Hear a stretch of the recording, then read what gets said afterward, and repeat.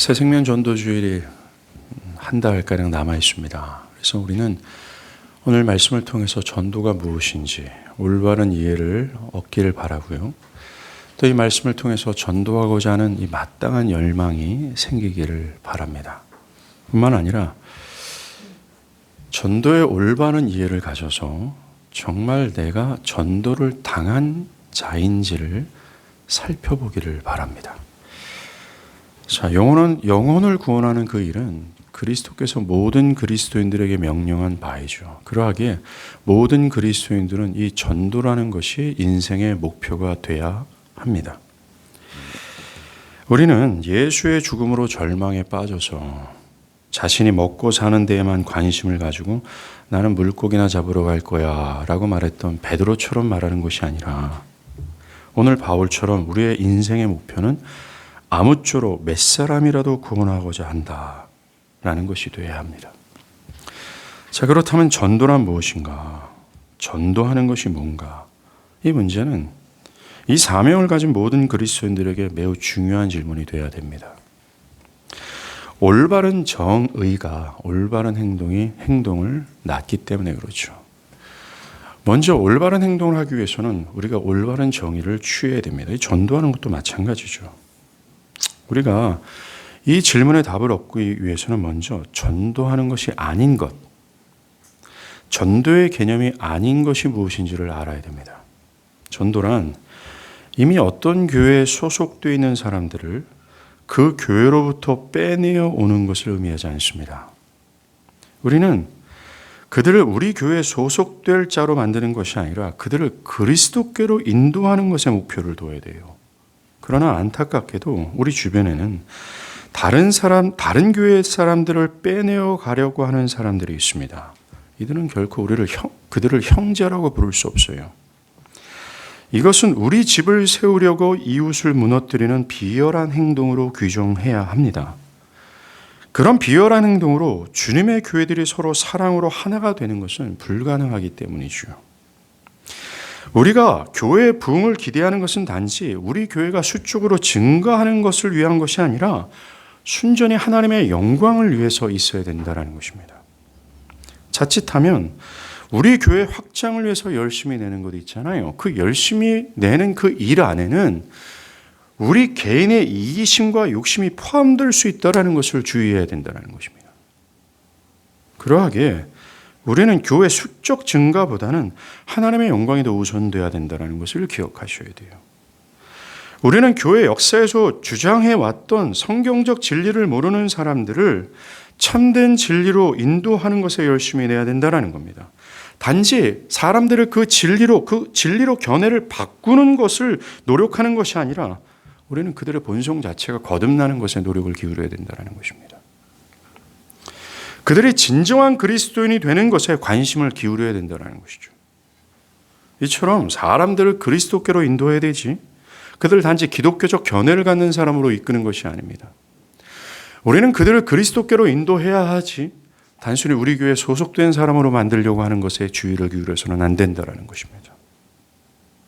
두 번째로 새로운 사람들이 교회에 출석하게 되었다는 것을 전도로 여겨서는 안 된다는 겁니다.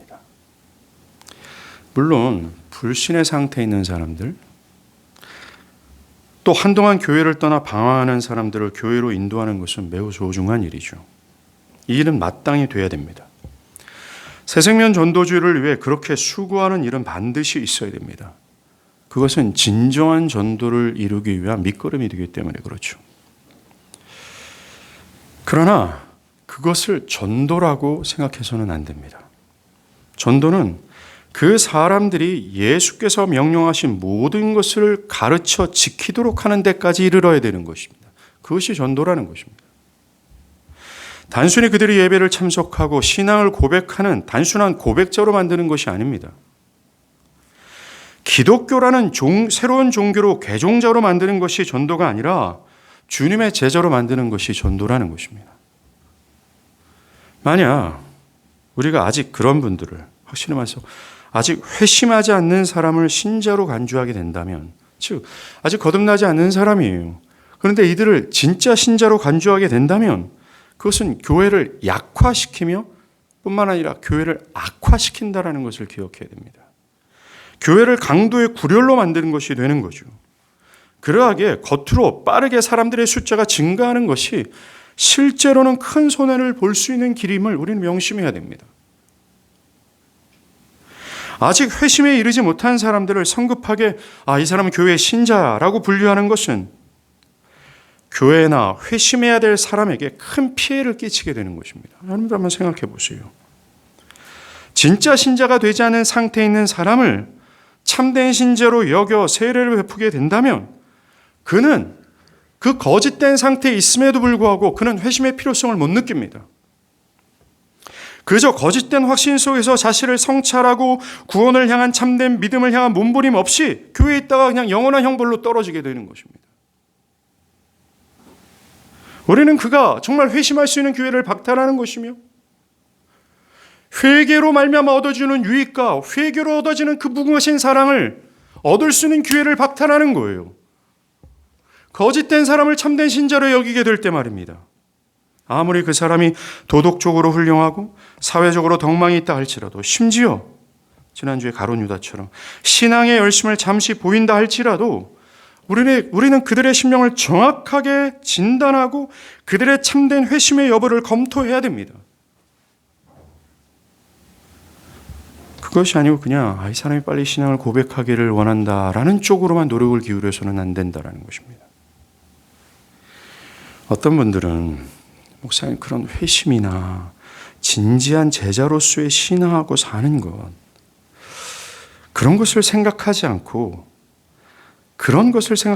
사람들이 교회에 붙어있기만 해도 안전하다고 느낍니다. 사람들은 그렇게 굳이 그렇게 진지하고 신앙을 무겁게 생각하고 그렇게 해야 됩니까? 그저 불신자가 교회 안에 앉아있는 것만이라도 안전한 것 아닙니까? 라고 말하며 그렇게 느낍니다. 그것으로 되었고 시간이 흐르면 자연스럽게 그 모든 것이 해결되는 것이 아닙니까? 라고 낙관합니다. 사실 저도 그럴 수 있어요. 여러분들도 그럴 수 있습니다. 우리는 쉽게 그리스도께서 자신의 모든 것을 내어주시면서 이룩하신 이 엄청난 구원, 이 영원한 생명을 그저 낙관주의 상태로 머물러 있을 수 있어요. 그렇게 세월이 지나면 그 모든 것들이 해결될 거라는 낙관주의에 빠져 있을 수 있다는 것입니다. 우리는 여기에 주의해야 되는 거예요. 비록 그가 교회에서 태어나고 유아세례를 받고 평생 교회에 머물러 교회에서 수없이 예배를 드린다 할지라도 우리는 그가 참된 신자인지를 검토하고 돌아볼 수 있어야 되는 것입니다. 여러분들, 영원한 생명과 죽음을 가늠하는 이 기독교의 구원, 이건 매우 진지하고 무거운 주제임이 분명합니다. 그럴 수밖에 없습니다. 그리고 사람들이 처한 현실 또한 매우 진지할 수밖에 없어요. 왜요? 그들은 하나님의 진노 아래 있으며 영원한 형벌 앞에 있기 때문에 그렇습니다.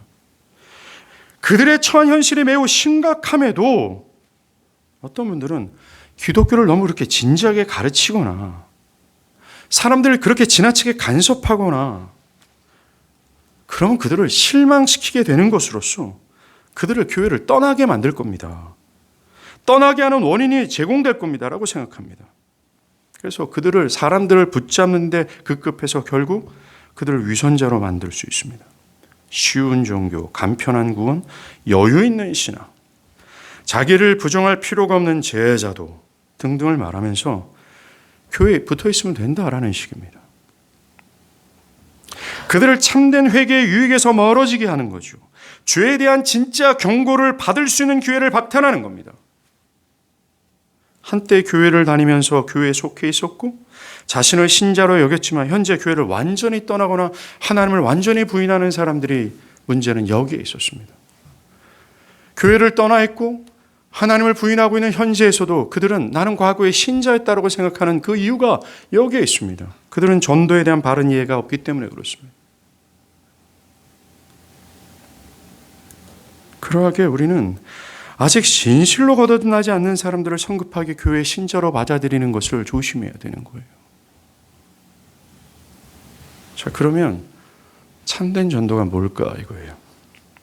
과연 영원히 진정으로 하나님 앞으로 인도함을 받기 위해 다른 말로 구원을 얻기 위해 무엇이 필요한가? 어떤 과정이 필요한가? 구원을 위해 무엇이 필요한가 살펴보겠습니다. 전도의 중요한 도구 중 하나가 하나님에 관한 진리를 알도록 사람들을 가르치는 것입니다. 가르치는 것이죠. 진리를 가르치는 것이라는 겁니다. 진리를 전하고 가르치는 것이야말로 한 죄인을 그리스도께로 인도하는 매우 주요한 도구입니다. 주님도 마태복음 28장에서 어떻게 사람들이 그리스도의 제자가 되는가, 어떻게 사람들이 전도를 당하는 것인가를 설명하셨습니다. 그러므로 가서 모든 족속을 제자로 삼아 아버지와 아들과 성령의 이름으로 세례를 베풀고 내가 너에게 분부한 모든 것을 가르쳐 지키게 하라. 그렇습니다. 가서 전하고 가르치는 것이 전도의 시작이고 마지막이라고 주님 말씀하셨어요. 바울은 로마서에서 이렇게 가르쳐 지키게 하는 이것이 사람들이 구원을 받는 통상적인 방법이다. 일반적이고 이미 하나님께서 정해놓은 방식이다라고 말씀하셨습니다. 로마서 10장 13절에서 17절이에요. 제가 읽어드릴게요. 누구든지 주의 이름을 부르는 자는 구원을 받으리라. 그런즉 그들이 믿지 아니하는 일을 어찌 부르리요? 듣지 못하는 일을 어찌 믿으리요? 전파하는 자가 없이 어찌 들으리요? 보내심을 받지 아니하였으면 어찌 전파하리요? 기록된 바 아름답도다. 좋은 소식을 전하는 자들의 말이요. 그러므로 믿음은 들음에서 나며 들음은 하나님의 말씀이다. 라고 말합니다. 바울은 먼저 하나님이 죄인을 구원하는 방식을 13절에서 소개했어요. 그것은 자신이 하나님의 형벌 앞에 있는 죽어 마땅한 죄인이라는 사실을 깨닫고 이 하나님의 형벌 앞에서 자신 스스로 힘과 지혜로는 구원해낼 수 없다는 절망스러운 마음을 품고 주의 이름을 간절히 부를 때 그가 구원을 받을 것이다 라고 얘기했습니다. 마치 눈먼 바디메오가 자신이 사망과 저주 아래에 있다는 사실을 깨닫고 이 눈, 내 힘과 이 세상의 모든 의술로도 뜨게 할 수 없다는 이 절망스러운 마음을 안고 저 예수가 내 눈 뜨게 할 수 있는 구원자 예수다라는 그런 절망스러움과 간절함으로 그 그리스도의 예수의 이름을 부른 거예요. 이런 거와 같은 거라는 겁니다. 10년 동안 혈루증 아래서 저주 아래 있는 나구나, 나는 죽어마땅한 죄인이구나, 내가 어떻게 하면 살 수 있을까라고 할 때 저 예수가 살릴 수 있대. 그래요 예수요, 나 좀 살려주세요 라고 하면서 주의 이름을 부르는 자들이 구원을 얻는다 라고 사도 바울은 말합니다. 이것이 구원에 이르는 방식이에요. 단순히 주님이라고 부를 때 구원을 받는다라는 것이 아니라 바로 이런 것이라고 얘기를 하는 겁니다. 누구든지 주의 이름을 부르면, 누구든지 눈먼 바디메오처럼 12년 동안 혈루증 앓은 그 저주스러운 상태에서 주님의 이름을 부른다면 구원을 얻을 수가 있습니다. 여기에 문제가 있는 겁니다. 그렇다면 어떻게 누구든지에 속할 수 있는가라는 겁니다. 즉 어떻게 내 자신이 비참한 현실에 있다, 이것을 진짜 깨닫고 어찌 예수가 진짜 구원자다라는 사실을 깨달아 그분을 부를 수 있을까라는 겁니다. 어떻게 그렇게 만들어질 수 있을까라는 겁니다. 바울은 14절에서 그거에 답을 줍니다. 그것은 남자나 여자나 유대인이나 이방인이든 전도함으로써, 즉 복음을 들음으로 말미암아 그런 일이 가능하다고 얘기하고 있어요. 그 복음을 가르쳐 배우는 것을 통하여 그런 일이 일어난다라고 얘기를 합니다. 전하는 복음을 듣고 가르침을 받는 것으로 그는 자신의 진짜 현실, 이 비참한 죄된 상태를 깨닫고 주님께 나 좀 살려주세요, 예수요 나 좀 살려주세요 라고 부를 수 있게 된다라고 말을 합니다. 그래서 바울은 얘기합니다. 믿음은 들음에서 나며 들음은 그리스도의 말씀이라고 하지 않습니까? 말씀을 귀 기울여 듣지 않는데, 말씀을 들을 때 어떤 긴장도 없고 말씀을 들으려 할 때 사모함도 없는데, 말씀이 우리를 구원으로 이끄는 가장 중요한 매개체임에도 불구하고 말씀이 믿음을 불리듯 일으키는데, 말씀을 듣는데 졸고 있고 말씀을 듣는데 무관심하며 말씀은 그저 자기 식대로 해석하는데 그들에게 1도 믿음이 들어가지 않으며 그들은 1도 하나님의 구원에 이룰 수 없다라고 바울은 말하고 있는 겁니다. 구원은 주님 나 좀 살려주세요라고 주의 이름을 부르는 것의 결과입니다. 그렇다면 필연적으로 그들이 불러야 될 이 주님에 대한 지식이 먼저 주어져야 돼요. 그러하게 이 지식은 모든 죄인들에게 전해져야 합니다. 그래서 그가 내리는 결론은 모든 사람에게 그리스도가 전파돼야 된다는 것이 먼저라는 겁니다. 바울이. 주님을 알리는 것이 먼저라는 거예요. 또 그런즉 너희가 믿지 아니하는 일을 어찌 부르리요? 그렇습니다. 사람들이 주님을 믿지 않는데 어떻게 주님을 부를 수가 있어요? 어떤 대상을 부르기 위해서는 그 대상이 나를 도울 수 있다라는 믿음이 있어야 그를 부를 수 있습니다. 그 대상을 믿지 못하면 도움을 요청할 수 없어요. 부르기 위해서는 그 대상을 먼저 알아야 되고 신뢰해야 됩니다. 자, 그렇다면 무엇이 예수를 믿게 만들까요? 예수에 듣는 것입니다. 예수가 누군지 알아야 된다는 거죠. 예수가 도대체 뭔 일을 했는지, 그 일이 어떤 의미가 있는지, 부른다라는 것이 어떤 의미인지 알아야 되는 것입니다. 정말 복음을 듣는 것, 하나님의 말씀에 가르침을 받는 것, 이것이 하나님께서 한 죄인을 구원으로 인도하는 가장 주요한 하나님의 방식이고 일반적이면서 통상적인 방법이라는 것입니다. 정말 사람들이 예수에 대해서 알아야 된다는 거죠. 어떻게 해요? 전파하는 자가 없이 어찌 알리요? 예. 만약 어떤 사람이 와서 그분에 대해서 말해주지 않는다면 예수에 대해서 그들은 알 수 없습니다. 전도자가 없이는 그분에 대해서 아무것도 할 수 없어요. 이 구절들은 교회가 모든 사람들에게 복음을 전할 임무와 의무가 있음을 말해주고 있는 겁니다. 그 지식이 없으면 사람들은 주의 이름을 부를 수 없어요. 믿을 수 없을 것이고 구원을 받을 수 없습니다. 구원은 우리 주 예수 그리스도로 말미암아 가능해요. 그러므로 그분은 모든 사람들에게 전파되어야 됩니다. 모든 족속에게, 여러분들의 부모와 형제와 자매들에게, 주변의 사람들에게 전파되어야 된다는 거죠. 전파되지 않는다면 들을 수 없습니다. 듣지 않으면 그분에 대해서 모를 뿐만 아니라 믿을 수 없으며 그를 부를 수 없습니다. 기도하는 것이 굉장히 중요합니다. 영혼들이 그리스도께로 오기를 위해서 우리가 간절히 기도하는 것은 굉장히 소중한 일입니다. 그러나 영혼을 위해서 기도만 하는 것은 아무런 소용이 없습니다. 전해야 돼요. 가르쳐야 한다는 겁니다. 전하지 않으면 절대로 그 누구도 예수를 향할 수가 없습니다. 구원이 없다라는 거죠. 그러하게 우리 모두는 사람들에게 복음을 전해야 되며 말씀을 가르쳐야 됩니다. 사람들이 올바르게 이 말씀을 이해하고 깨닫게 하기 위해 수고해야 된다는 것이죠. 우리가 사람들에게 예수를 믿으라 믿으라 외칠 수는 있지만 그들에게 이 믿음의 내용을 가르치지 않는다면 그들은 예수를 믿을 수가 없어요. 그들이 믿어야 될 대상인 예수가 누군지 알아야 믿겠지 않습니까? 그가 무슨 일을 하셨는지, 또 그 하신 그 일이 어떤 의미가 있는지, 그리고 왜 믿어야 되는지, 믿을 때 어떤 일이 발생하는지, 믿음의 결과가 무엇인지, 또 믿음이라는 것이 과연 무엇인지에 대해서 가르침을 받지 않는다면 어떻게 그들이 믿을 수 있겠습니까? 오늘날 교회 안에 있는 많은 사람들은 나는 예수를 믿습니다 라고 말합니다. 그러나 그들이 그 예수를 믿는 것이 무엇인지를 모르고 믿는다고 말하는 경우가 허다하죠. 나는 하나님을 사랑합니다 라고 말하지만 하나님을 사랑하는 것이 성경에서 무엇이라고 말하는지 모르는 상태에서 나는 하나님을 사랑합니다 라고 판단하는 경우가 허다합니다.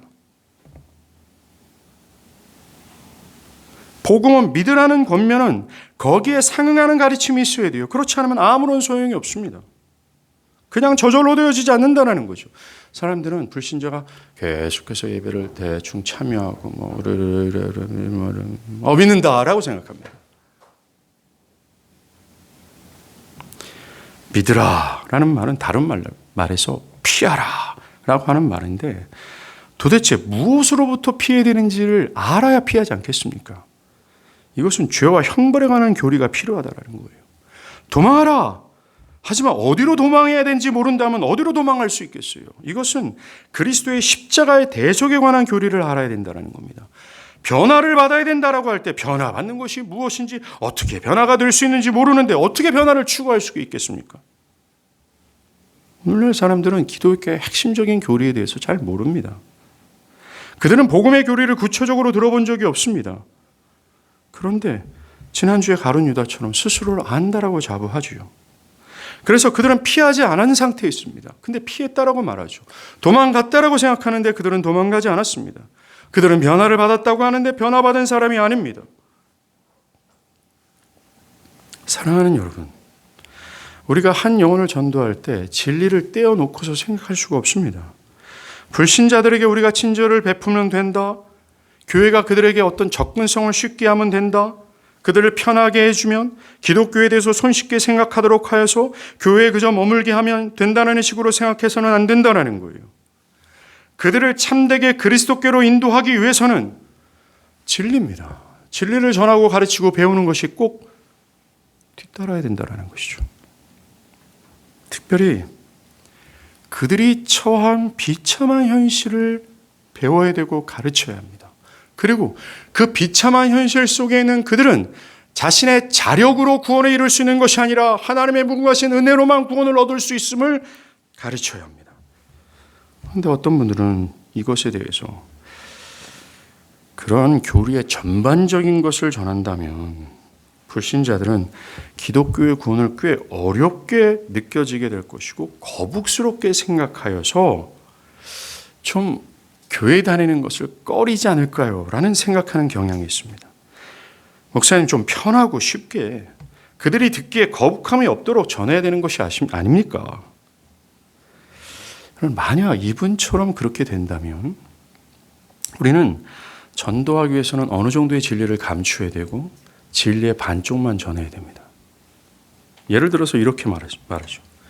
이미 신자된 사람들에게는 하나님의 제한적 구속을 말해야 되지만 불신자들에게는 보편적인 구속을 선포해야 되는 거죠. 또 신자들에게 구원은 은혜로 받아야 된다라고 말해야 하지만 죄인들에겐 구원은 마치 당신들의 결단과 선택에 달려있다라고 말을 해야 되는 것입니다.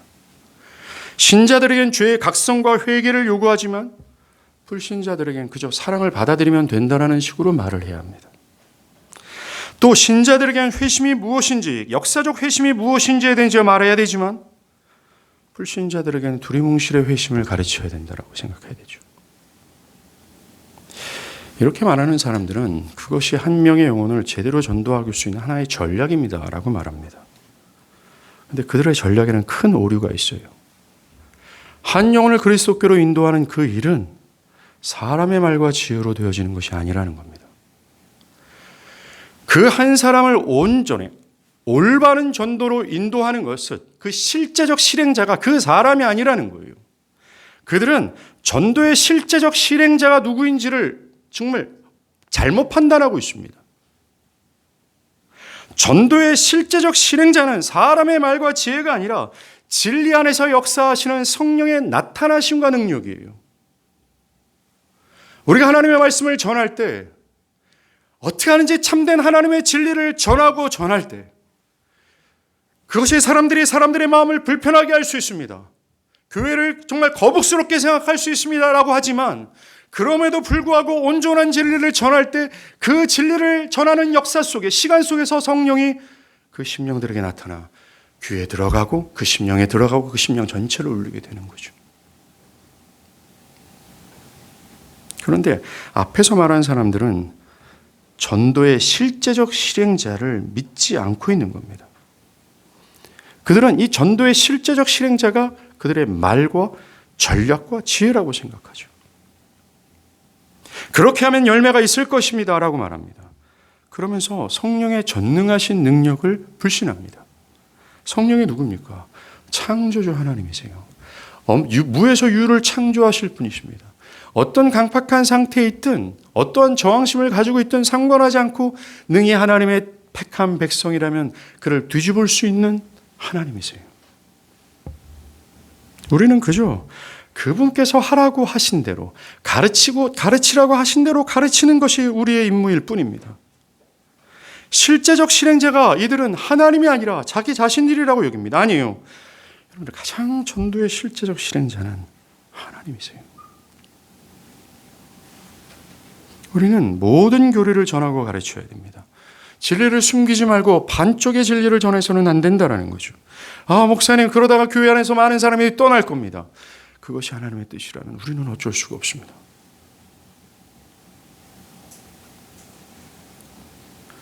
교회는 많은 사람들을 교회에 가둬두는 것이 교회의 생존의 이유의 목적이 아니라 교회의 목적은 많은 사람들을 그리스도께로 인도하는 것이 저와 여러분이 여기 있는 이유예요.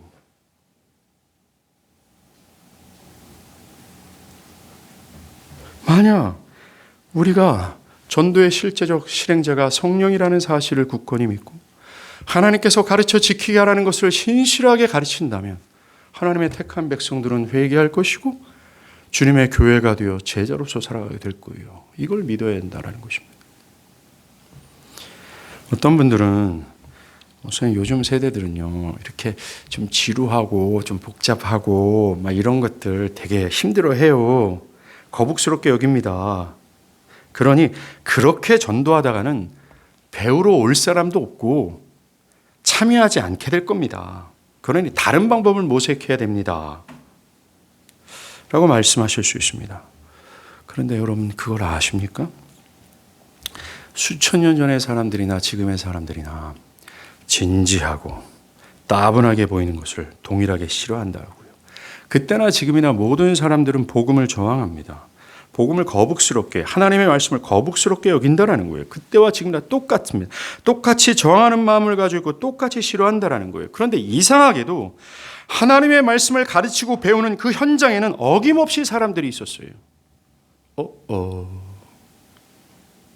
많은 사람들은 우려합니다. 그곳에 모여들지 않을 겁니다. 다 떠날 겁니다. 그러나 어김없이 모든 역사에는 하나님의 진리가 선포되고 가르쳐지는 그 현장에 사람들이 있었더라는 거예요. 여러분 사도행전 16장을 보면 바울이 빌립보 도시에 가서 전도를 하기 시작합니다. 이 빌립보는 상업도시로서 굉장한 번영을 누렸던 도시였습니다. 이 번영을 누렸다면 거기에 걸맞는 쾌락과 즐거움이 있었다는 거죠. 로마의 다신교 신전이 막 질비하게 있어서 다신교적 사고가 굉장히 팽배했던 지역입니다. 복음이 한 번도 전해지지 않았던 지역이었어요. 그런데 바울은 그곳에 갔습니다. 그리고 두루두루 다니며 하나님의 복음을 전했어요. 아무도 믿지 못할 것 같은 배경 속에서 있었어요. 가르침, 어떤 진지함, 이것을 원하지 않는 시대가 분명히 맞습니다. 그런데 자색 옷감 장사를 하는 루디아가 여성 사업가였죠. 굉장한 사업을 했던 사람입니다. 교만할 것 같아서 복음을 안 받을 것 같은데. 근데 그가 바울의 가르침을 듣고 예수를 믿습니다. 회심하게 되죠. 있다라는 겁니다. 복음의 귀를 기울일 수 있는 하나님께서 이끄는 어떤 사람들이 있다라는 거예요. 분명히 있다라는 겁니다. 역사적 회심이 잘 보이지 않는 이런 시대라 할지라도 하나님은 누군가를 불러주실 것이고 그 누군가는 하나님의 가르침을 받게 될 것이고 그 하나님의 가르침 속에서 그는 역사적 회심을 얻게 될 거예요. 왜요? 이 일은 어떤 시대와 상관없이 어떤 상황과 상관없이 역사하시는 성령께서 하시는 일이기 때문에 그렇습니다. 전도의 실제적 실행자는 하나님이세요. 우리는 그걸 믿어야 합니다. 문제는 전하지 않는 것이 문제입니다. 이 핑계 저 핑계 하면서 이 두려움과 저 두려움을 계산하면서 우리가 전하지 않는 것이 문제라는 것입니다. 두 번째, 참된 전도란 우리가 사람들에게 진리를 가르쳐야 되잖아요. 하지만 진리를 그저 냉랭한 가슴으로 가르치는 것이 아닙니다. 이 사람이 멸망 아래 있다는 애통하는 마음을 가지고 전 인격을 통해 가르쳐야 된다는 거예요. 어떤 사람들이 불신자의 운명에 대해 냉철하게 말할 수 있는 해박한 지식을 갖고 있지만 그 사람이 멸망 앞에 있다는 사실로 애통하는 마음 없이 기계적으로 말씀을 전해요. 이것은 참으로 두려운 일입니다. 그것은 지식을 전달할 뿐, 더 나아가 기독교 복음을 더 오해하게 만들 뿐 참된 전도를 할 수 없습니다. 어떤 분들은 올바른 교리, 참된 진리를 기계처럼 전하면 열매가 있을 거라고 생각합니다. 이게 캐톨릭적 사고예요. 캐톨릭 교회는 하나님의 은혜와 구원은 성례를 기계적으로 시행하면 나타난다고 믿었습니다. 아닙니다. 그런 사람들이 전하는 기독교 복음은 사람들의 지성을 만족시킬 뿐 불신자들의 마음을 움직일 수 없습니다. 아마도 기계처럼 전하는 그 사람은 그 사람 개인에게 복음이 기계였을 뿐이었어요. 복음의 교리가 그를 감화감동하지 못했다라는 겁니다. 그저 냉랭한 지식인으로 만들었을 뿐이에요. 비참한 현실에 대한 슬픔과 자신의 형벌 아래 있다라는 이 두려움을 진정으로 깨닫는 실제가 없었던 것이죠.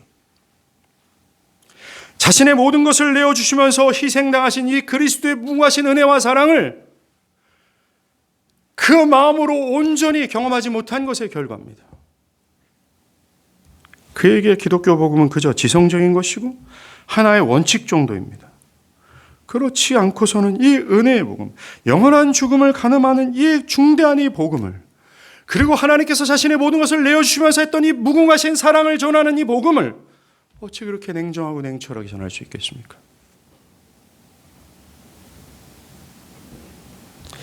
죄인들을 향한 긍휼과 그 넘치는 하나님에 대한 사랑과 감동과 감격, 이것 없이 어떻게 상대방에게 이 진리가 사실임을 전달할 수 있겠어요?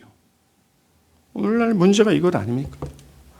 스코틀랜드의 명설교자여 신학자였던 존 낙스와 같은 열정이 없는 거예요. 소리침도 대상을 두드릴 정도의 다급함이 없는 겁니다. 그 결과 가르침을 받는 사람들은 죄를 깨닫지 못하고 그저 정보만 듣습니다. 그리스도의 십자가의 의미는 알지만 그저 머리로만 알 뿐입니다. 그저 신앙을 형식적으로 할 뿐 하나님에 대한 사랑을 하는 하나님에 대한 심장이 없어요. 그래서 하나님을 향한 사랑을 동기로 갖고 있는 신앙을 하는 것이 아니라 그저 좋은 교회 안에 좋은 사람들하고 알콩달콩 나누는 그 기쁨이 신앙이라고 얘기합니다. 그런 사람들은 무인도에 떨어졌을 때 그 하나님의 사랑을 경험할 수 없기에, 알콩달콩 나누는 그 신자들이 없기에 그는 말라 비틀어져 죽게 될 거예요. 여러분들, 전도는 그 사람의 겉모습을 보는 것이 아니라 전도는 그 사람의 마음을 봐야 돼요. 불신자의 마음입니다. 그들의 마음은 하나님을 마음에 두기 싫어하는 상태에 있어요. 하나님의 영광을 썩어질 것으로 바꾸고 있습니다. 그걸 통해서 우리는 분개하는 거죠. 어찌 그 영광이고 가장 존귀하게 영광 받으실 하나님을 저렇게 가벼운 것으로 바꿀 수 있을까라는 분노가 우리 안에 있어야 되는 거예요. 더 나아가 그 사람이 하나님의 진노 아래 머물고 있다, 머지않아 영원한 형벌에 떨어진다라는 사실을 봐야 돼. 그럴 때 전도자는 애통하는 마음과 긍휼한 마음으로 진리를 전하고 가르칠 수 있게 되는 거예요. 다급함과 긴박한 마음으로 말입니다.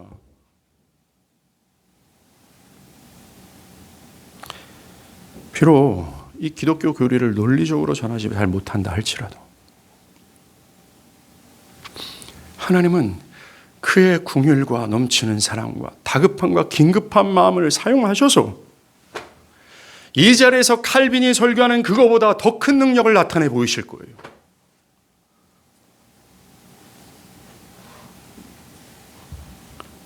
참된 전도는 사랑이라는 것입니다. 우리는 우리 남편을 전도하고 싶을 때 그 남편과 하나님의 관계를 볼 수 있어야 돼요. 아내와 하나님의 관계가 지금 불화하고 있다는 사실에 두려워하는 마음이 있어야 됩니다.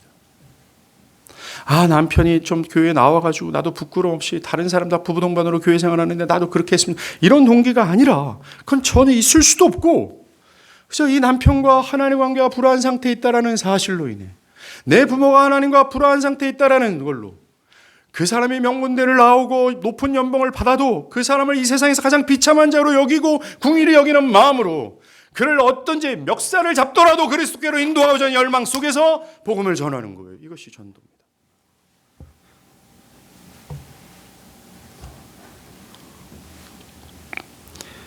마지막으로 전도란 단순히 한 사람을 기독교로 개종하는 것이 아니라 죄인이 참되게 회심에 이르는 것이 전도예요. 여러분, 사람들이 내가 죽음마땅한 죄인이구나, 이성이 아닌 전 인격으로 깨닫고 내가 죄인이구나라는, 그래서 하나님의 형벌 앞에 있음으로 두려워하고 죄에서 이 형벌에서 벗어나고 싶은데 내 힘으로는 안 된다라는 사실로 인해 슬퍼하고 절망하는 마음이 없으면 구원자를 찾지 않습니다. 즉 내가 구원자가 필요한 죄인이라는 사실을 깨닫지 않는 이상 그는 절대로 구원자가 누구냐? 예수다, 나는 그 구원자가 필요하다라고 말하지 않습니다. 진리가 그 영혼에 깊이 스며들고 그의 온 마음을 철저히 휩쓸고 그 전 인격을 완전히 뒤흔드는 역사가 필요해요. 목사님 꼭 그래야 되나요? 예스, 그래야 합니다. 우리는 이런 역사를 내 자신이 경험하지 못했고 그런 역사를 보지 못했기 때문에 그저 전도는 교회에 오는 것이고 교회 오다가 세례를 받고 그냥 교회에서 여러 가지 일을 하면 전도됐다라고 생각을 합니다. 성경은 절대 그렇게 말하지 않습니다. 주님께서 요한복음 3장 3절에서도 사람이 거듭나지 않으면 하나님 나라를 볼 수 없다. 하나님 나라를 볼 수 있다. 하나님 나라 가기 위해서는 거듭나야 된다고 말합니다. 그러하기에 전도당하는 사람들은 거듭나야 해요. 새 생명으로 살아나야 되고 예수 안에서 새로운 피조물이 되어야 됩니다. 그래서 그들이 지금까지 가지고 있었던 어떤 성향, 삶의 방향성, 그가 추구하는 게 뭡니까? 다 돈과 명예 아니에요? 이걸 버리고 하나님을 추구하는 것으로 바뀌어야 돼요. 그러기 위해서는 성령으로 거듭나야 합니다. 성령께서 그에게 역사하셔야 되는 거죠. 여기까지가 전도입니다. 정말로 한 사람이 거듭나잖아요. 한 사람이 거듭난다라는 것은 그가 그전에 갖고 있지 않았던 삶의 원리가 새롭게 심겨지는 겁니다. 그전에 그 사람이 갖고 있던 삶의 원리가 뭡니까? 다 개인화 아닙니까? 다 자기중심 아닙니까? 자기중심이라는 것을 근거로 해서 다 모든 삶에 움직여지잖아요.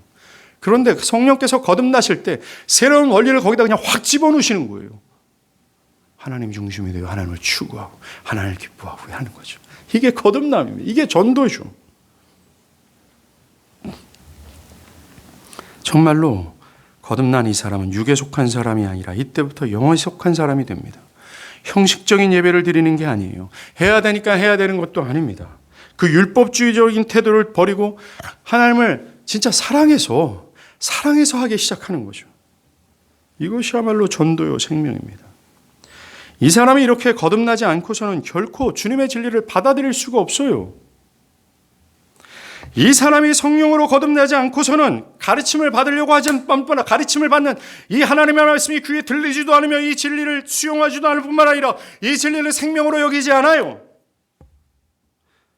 여러분들 정말 거듭나야 합니다. 거듭날 때 자신의 비참한 현실을 깨닫고 자신이 지금껏 가지고 있던 견해와 정신, 자기중심성이 틀렸구나 다 털리고 돌이켜야 돼요. 자신 앞에 하나님의 형벌이 있다는 사실로 슬퍼하고 진짜 두려워함으로 구원자를 찾고 구원자를 호소해야 돼요. 정말로 예수 그리스도가 온 우주에서 가장 존귀한 분으로 여기며 이분 위해서 죽어도 좋을 정도로 그를 기뻐함으로 돌이켜야 돼요. 이게 구원이고 생명이고 전도예요. 여러분들 이런 실제적인 변화가 없는데 어찌 그리스도를 따라갈 수 있겠습니까? 어찌 그리스도가 영광스럽게 보일 수 있어요? 20년, 30년 다녀도 전도당하지 않는 사람들이 교회에 수두룩합니다.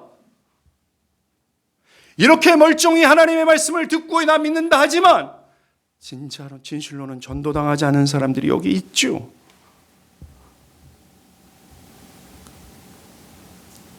그래서 우리 설교자들은 강단을 치는 것이고 여러분들이 외적으로 모든 교회 공적 모임에 다 참여하고 사람들과 사이좋게 지낸다 할지라도 설교자들은 그들을 점검해 봤을 때 그들에게 청되게 전도당하지 않았다라는 것으로 애통하고 근심하는 겁니다. 우리가 하나님이 아니기에 그 사람한테 가서 당신 아직 회심하지 않았어 라고 말은 못하지만 속으로 끓고 썩고 똥오줌을 싸면서까지 정말 어떻게 해야 될지 애통해 하는 겁니다. 이게 전도예요.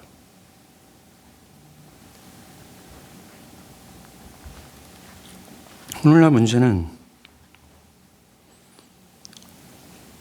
전도를 그저 기독교로 개종하거나 교회를 다니는 것쯤으로 생각해서 그렇게 하면 전도 되겠다라고 생각합니다. 아니에요. 전도는 변화입니다. 성령으로 변화돼서 하나님을 사랑하게 되는 거죠. 어떤 분들은 목사님 그게 기독교의 구원이고 그게 신자라면 너무 우리도 힘들고 그들도 힘들지 않겠습니까? 왜 이렇게 힘들게 하세요? 목사님도 부담스럽고 그들도 부담스럽지 않겠습니까? 아니에요. 이게 신구약 성경이 말하는 전도이기예요. 우리는 성경을 따르는 자들에게 이걸 추구하고 간구해야 되는 거죠. 여러분, 지금까지 전도를 들으면서 어떤 생각을 했습니까? 전도가 진짜 하나님의 역사, 하나님의 일이 아닌가? 우리는 분명히 이렇게 생각할 수 있습니다. 그렇다고 해서 전도가 인간적인 수단이 아무런 소용이 없다라고 말하는 것은 아닙니다. 성경을 찾아봐도 그렇게 말하지는 않아요. 하나님께서 한 사람을 구원하는 데 있어서 하나님은 전도자라는 인간적 수단을 사용하십니다. 그렇습니다. 하나님께서 한 영혼을 구원하는 데 있어서 우리는 그의 영광스러운 도구가 될 수 있으며 그 영광의 참여자가 될 수 있다는 거죠. 구약의 에스더를 보시죠. 제가 이런 분들을 봤습니다. 목사님, 좀 거듭남의 기준이 좀 약화된 교회를 다니고 싶습니다. 라고 하는 사람들의 이야기를 들은 적이 있어요. 사랑하는 여러분, 노프트 교회가 거듭남의 기준을 높이 설정한 교회가 절대 아닙니다. 성경에 말하는 거듭남과 생명과 신자와 그리스도인에 대해서 말할 뿐이라는 거죠. 저는 그러한 이유 때문에 많은 사람들을 우리 교회에서 떠나보냈습니다. 우리 부목사님 말씀처럼 목사님이 어느 정도 대중화된 설교 스타일을 가지면 우리 교회는 분명히 몇백 명이 되었을 겁니다. 그게 5년 전 얘기입니다.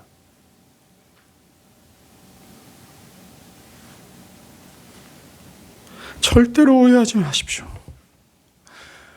저는 독특한 거듭남의 교리를 말하는 것도 아니고 전도의 교리를 말하는 것 같고 독특한 어떤 회심의 기준을 말하는 것이 결코 아닙니다.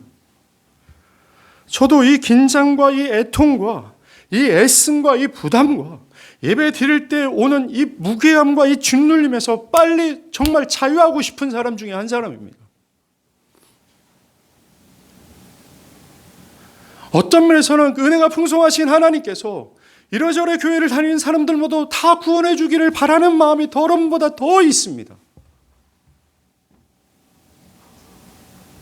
그럼에도 불구하고 전하는 것은 그것이 성경이 말하는 것이라서 그래요. 그러나 역사적 설교자의 설교를 제가 비교해 봤을 때 저는 너무나 형편없고 그들의 설교에 비해서 너무나 충분한 교리를 전하지 못하는 것으로 날마다 부끄러워할 뿐입니다. 하나님은 정말 한 사람을 구원하는 데 있어서 전도자라는 도구를 사용하시죠. 여러분, 구약에 보면 에스더서가 나오잖아요. 거기 보면 하만이라는 악한 자가 나옵니다. 그가 유대인들에 대해서 악한 감정을, 그래서 페르시아 왕께 구합니다. 한날 한시에 페르시아 전 지역에, 굉장히 땅덩어리 넓어지 않았습니까?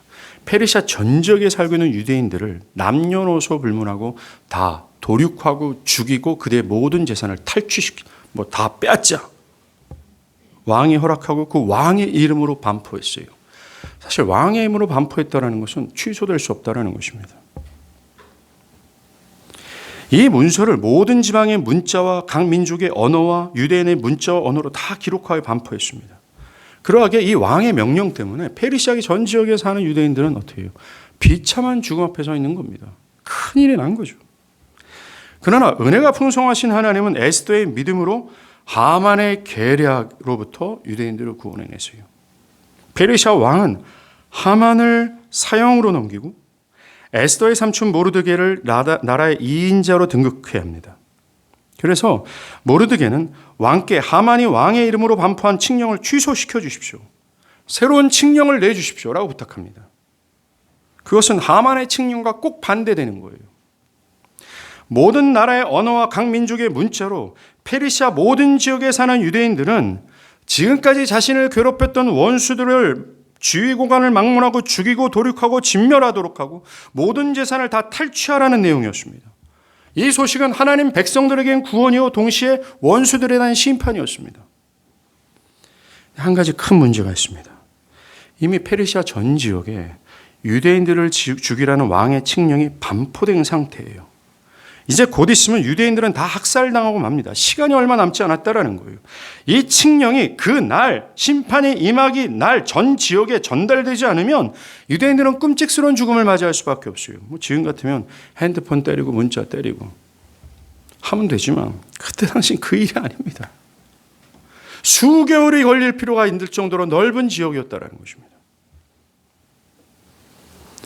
빨리 전달해야 돼요. 다급하고 긴급한 상황입니다. 시간이 얼마 안 남았어요. 그래서 모르드게는 이 페르시아 왕에게 왕의 명령을 가장 빠르고 정확하게 전달하는 파발마가 있어요.